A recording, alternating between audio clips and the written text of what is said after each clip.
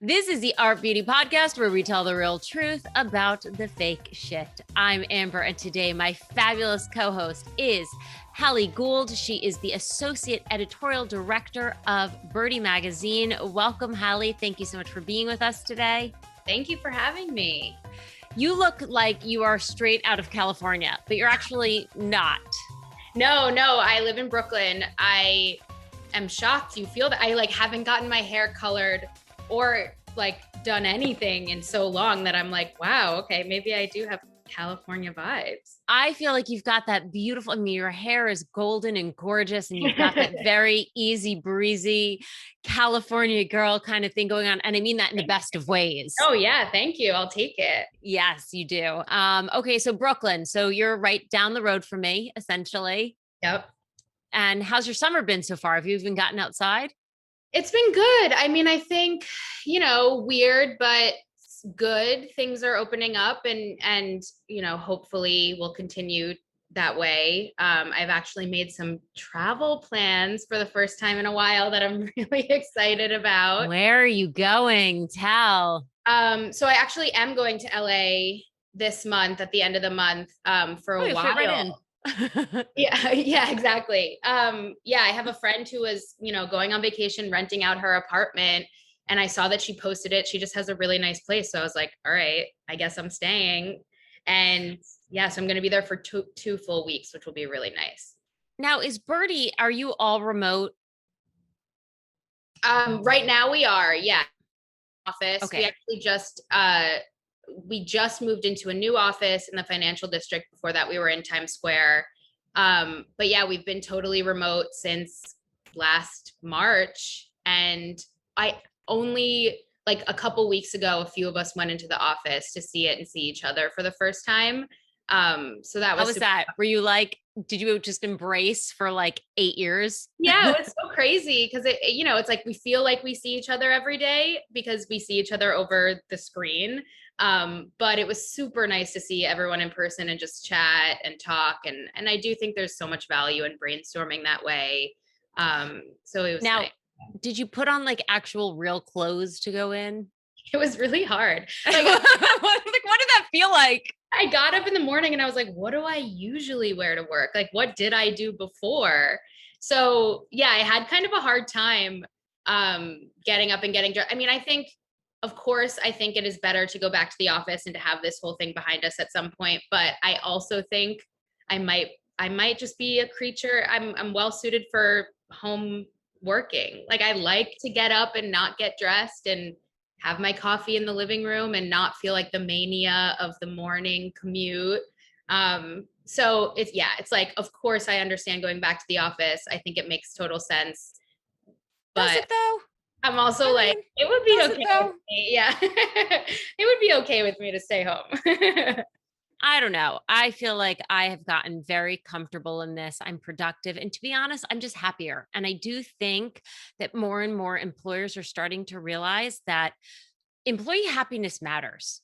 Totally. It really does. And that we can get a lot done when we're not just, in that 9 to 5 window, right? Yeah. And in some ways it's good, in some ways it's bad. So sometimes I'm it is 12 at night and I'm firing off emails. Oh, yeah. Also, this area that was my safe space is now my workspace and my home space. So it's how do you really relax? My husband goes to work every day. So for him, it's been, and throughout the pandemic, he was going to work every day, or a lot of days. Yeah. For me, I've been home since, and I love it. I don't know what other wardrobe I'm ever going to wear except for spandex pants and sneakers. Yeah, I feel like we have it really lucky. Dotdash has been so wonderful throughout this entire time. Take time off, mental health matters. They've been so shockingly wonderful. And it's really been such a pleasure. And when we go back, there will be kind of a flex schedule, 3 days out, which before the pandemic was kind of my dream.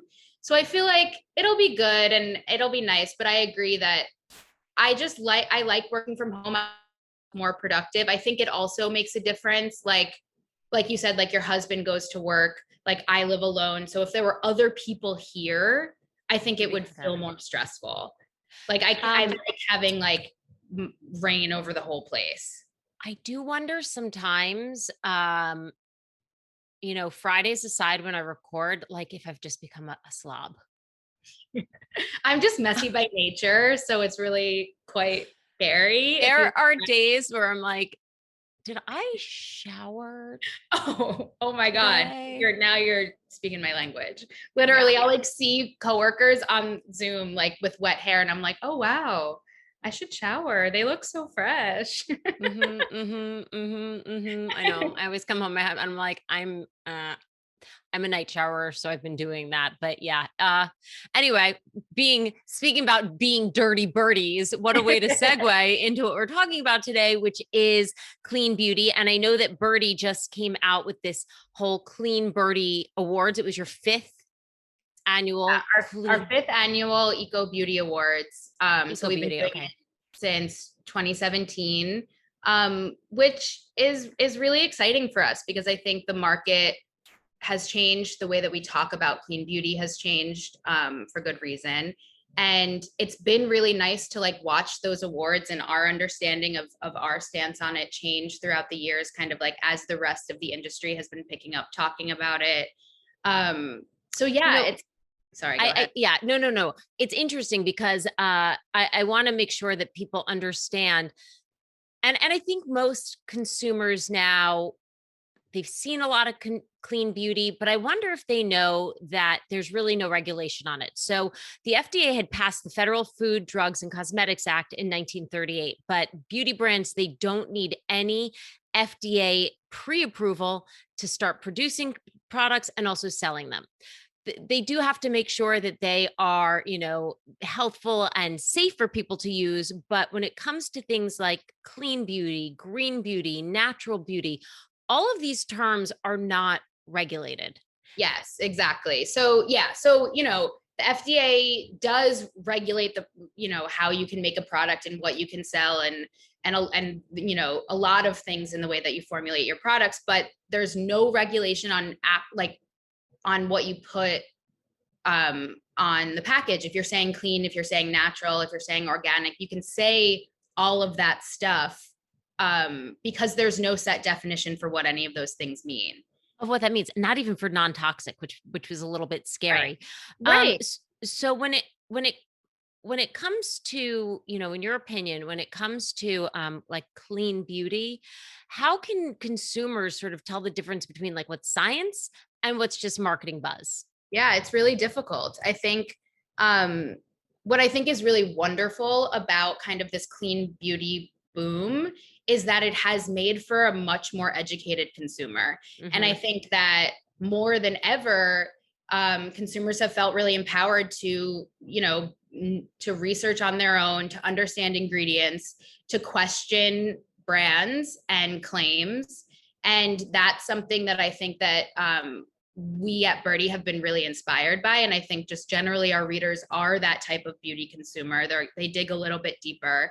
And so it's made us dig a little bit deeper and try and understand better what we're going to say, how we're going to say it, how language has nuance, and how so much of the clean beauty movement is, wrapped up in marketing. And that's not to say that like, it's not good. Like I think consumers and brands and companies and all of that stuff, like they all have good intentions. Everybody wants to sell a good product or use a good product or use something that's good for their skin and for their bodies, and for the planet. And so I think for us, the way that we talk about it on the site, and we kind of detail this a little bit in our Eco Beauty Awards, is we think about products in sort of in three categories. So clean ingredients, which again, clean has no set definition. So we published a list on the site that says, these are the ingredients that if they're not in a product, we'll call it clean. And that's not to demonize the ingredients on that list because science is constantly changing. New studies are constantly coming up. I think people are really, really quick to have no lists and hate ingredients because one thing said one thing and another person said another thing. And so we really don't want to add to the fear that comes along with these lists of Right. possibly problematic ingredients. We're just saying this is a list of ingredients that if a product doesn't include them, we will call it clean. That's our set definition. So if we're calling something clean, it doesn't have these things.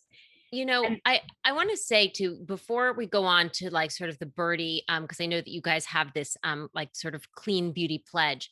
Before we continue down that road, I do think, going back to what you're saying before, the consumers become more educated. And at the end of the day, brands have become more transparent. So I think, while brands, I don't believe we're ever out to harm us. right. I think at the end of the day, business is business. And there were things that kind of were let go, to either help the bottom line, or sometimes because they're actually make for a better product, right? That now they've really cleaned themselves up. But I wonder, you're talking about like this no list. I don't know about you, but I feel like sometimes when I pick up a list of ingredients, I see like the first two or three, and then my mind goes, Yeah. Yeah. I mean, it's hard. It's hard because so many things have like chemical names and then sort of like real world names that we understand. right. And so it is really hard to look at ingredient lists. And I think like the thing that I feel strongly about with a product is like, sure, I love it if you tell me that it's, without mineral oil, because maybe mineral oil makes me break out. Or I love it if you tell me that it's gluten-free, because maybe I have like a topical sensitivity to gluten, or whatever it may be. I'm not against saying what's not in a product, vegan, cruelty-free, like that's all great. But I think that the trap that happens with some products, because these lists of bad ingredients have become so ubiquitous, is that they're not actually telling you what's in the product. What's in it? What is the I product agree. do? There is like it started out, I remember, with nail polish, and it was like no 3, no 10, no 26. And it's like, no, I guess this doesn't have methamphetamine in it either. Should we add that to the list? So I Right. agree. It's like very easy to get caught up in this. We are, 28 free, but it's like, well, but what's in it? Right. Like, what is this product going to do for me? And I think people forget to think about that too. It's like there are really great, effective, good products with great ingredients. And I want to know about that too. And I think the other thing that we try and really keep in mind and call attention to too, like along with ingredients, is sustainability. Like I think that Yeah. has become a huge focus for us in talking about clean beauty, because it is like I think, as you said, transparency is super important. So when you have a company who's telling you, we ethically source our ingredients from here in a sustainable way, our packaging, can either be reused or there is no packaging at all. Or, the brand gives back in some sort of way, or you can send your products back. There are a lot of ways that companies are really stepping up and helping make their supply chain more sustainable. And that goes Sure. from like, sourcing the ingredients to making the formulas to selling the products to sending them out to consumers. All of that stuff I think is really important in the conversation. And I think sometimes can get overshadowed by this, like, oh, does it have parabens? Like all this stuff. Cause it's like, at the end of the day, like, sometimes synthetic ingredients are more sustainable than natural ones, and parabens preserve your products for longer so that they don't curdle, Right. And so Yeah. It's funny. I've talked to a lot of cosmetic chemists over my career, and it's like that idea, same thing with like sulfates. Well, sulfates are wonderful ingredients in terms of getting this sort of like sudsing action. Parabens are great preservatives. The problem is that when every product has it in them, it's sort of this cumulative effect, so that if you were only using one item with sulfates or one item with parabens, it might not be so bad. But the fact that it's in everything, I guess, becomes part of the problem. Although, I mean, but yeah, the unintended consequences are, well, that product is not going to be as shelf stable for as long. right, So, right. And a lot of times there are ingredients that, need that stability. right. So yeah, I think for us, we just think about what are the ingredients that are actually in the product. Is this product, from kind of like door to door sustainable in some way? Is the company doing something to make themselves more sustainable? And, does the product work? Is it effective? Because I think Right. we can talk about this all the day, but it's like, you want products that work. And let's be honest, right? Because sometimes it's like we need some of those, I don't want to even say dangerous no-nos, but chemicals, synthetics, because they are going to be the most active and deliver the results that we want Totally. sometimes. Totally. Yeah. And I think that of course, there are natural ingredients that work. And I think it's just up to the consumer kind of what they want to use, because I think for me, I like a lot of products with synthetic ingredients. And I think there are a lot of great companies doing really great sustainable practices with clean, formulas that use a lot of sustainability. And I think there's always a mixture too, because it's like some natural stuff in your product and some synthetic stuff in your product, and it could make it, I think being able to use nature and science to like the best of your ability puts you in a really good spot. So I think I think it's just up to what people like, what Right. works for your skin. And if you've decided you only want to use natural products, like amazing, good for Yeah. you. And for some people, like you mentioned before, the gluten-free, to me, when it comes to well, really baked goods, I'm like extra gluten. Yeah. But I don't have a gluten allergy, right? So that to me doesn't really matter. I have a niece of mine who's vegan. Actually, two of them are vegan, and I never really thought about how Mhm. important it was to have vegan products, right? While this isn't something that, unlike a gluten allergy, will have a physical effect to them, it has a deep psychological effect for them. So Absolutely. I have my eyes have been open to why that is all important.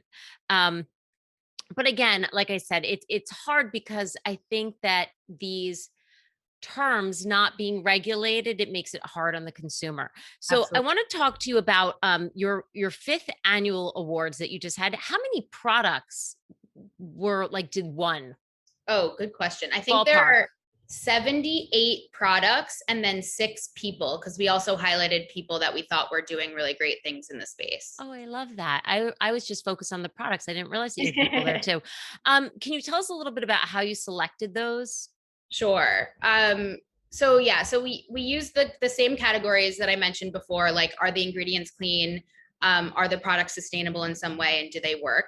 And then we also kind of wanted to highlight if, again, if the product was vegan, if it was cruelty free, if the company gave back in some way. So if your purchase somehow helped an organization or a sustainability fund, or any kind of thing like that, because we really love that. And I think a lot of companies really do some insanely wonderful initiatives that you don't necessarily know when you're just buying the product.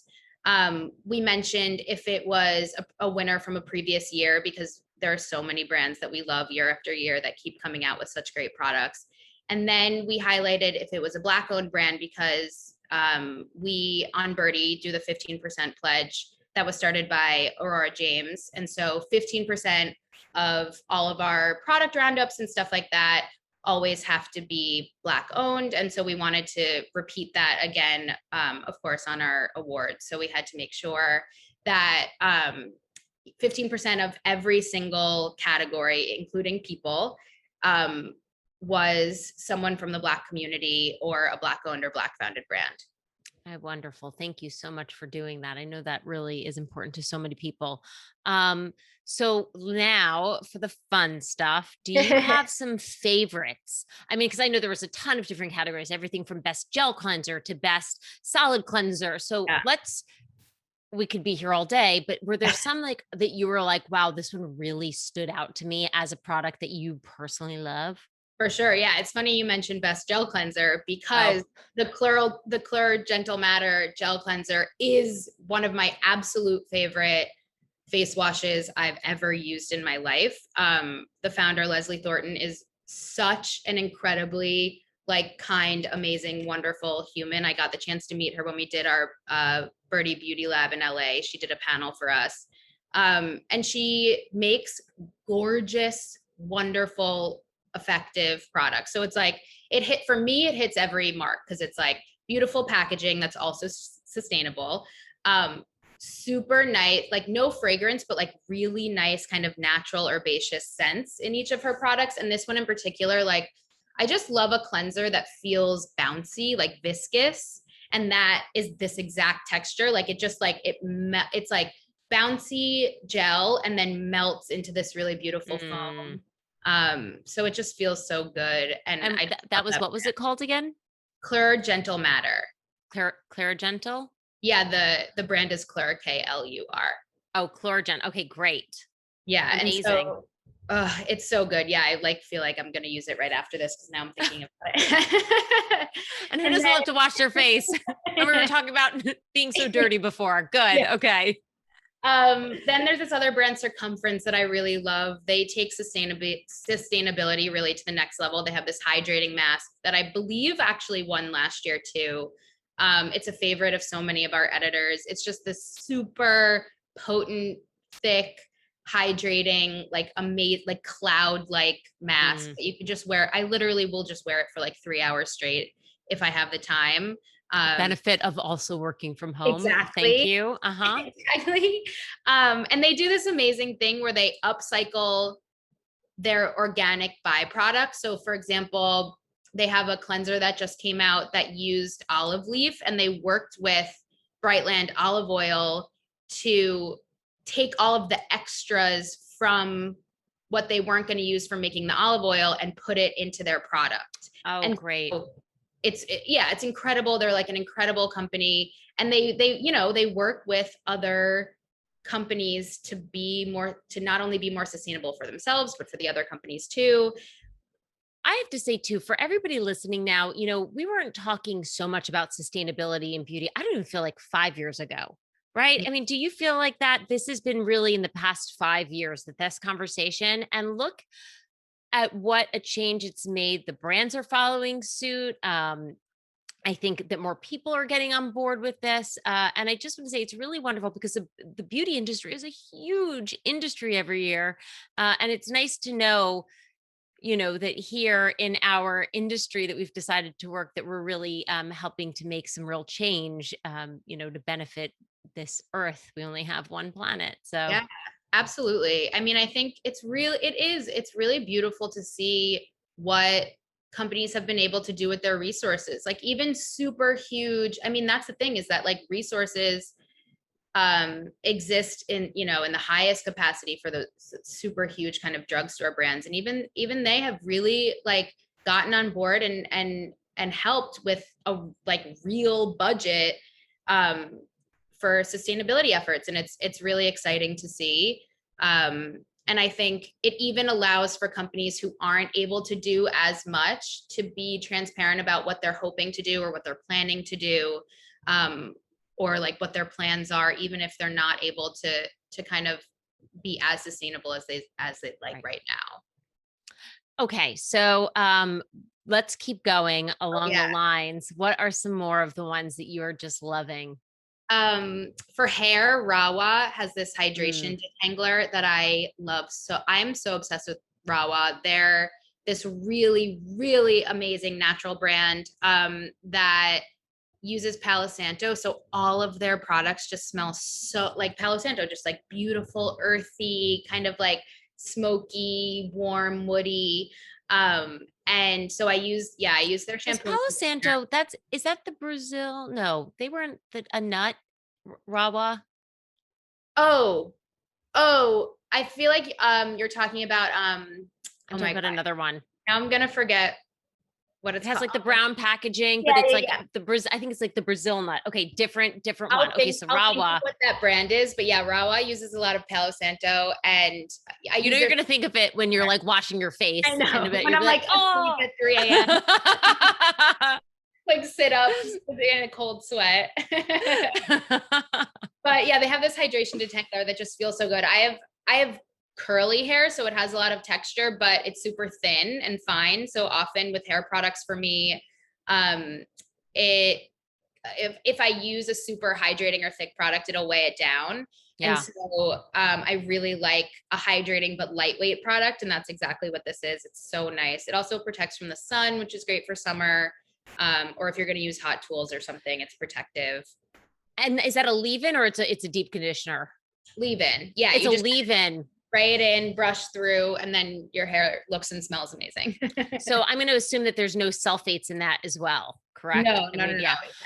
So for all my ladies right now who are listening, great thing about leave-in conditioners, if you are a keratin girl like myself and going to the beach, you don't have to be getting in the salt water for that salt to be damaging your hair. So leave-in conditioners like these are a wonderful way to help preserve that keratin, which is also the most unnatural thing you can do, but it's all about balance. Yeah, I've done it before. I used to work at a hair salon after I graduated college, and they would like give me free keratin treatments, and I thought I like won the lottery. I mean, it is like winning the lottery. It's the one of like the few things that I'm like, okay, got to schedule it. And for me, the time that I always want it, living here in the Northeast, is in, May, June, July, August, but you're going to the beach and it is totally counterintuitive because the salt in the ocean, chlorine in pools will totally eat away at it.